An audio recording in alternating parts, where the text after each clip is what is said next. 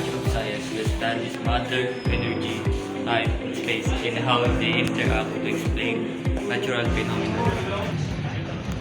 For example, hearing music from above involves electrical signals creating vibration that produces sound waves, which travel to the air into our ears and heard as music.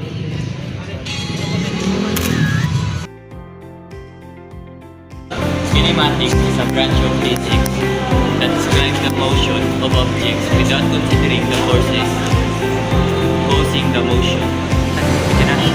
For example, when I shoot a ball,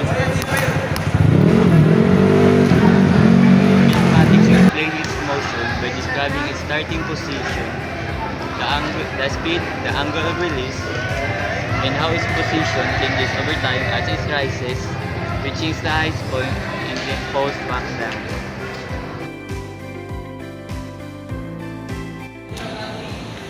Forces are all around us every day. They push or pull objects and make things move.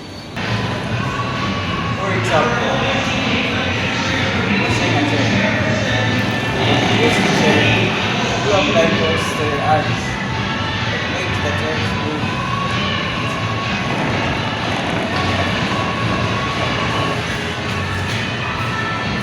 Speed of the chair depends on how much force you apply to it. Heat and temperature may seem the same, but they are different.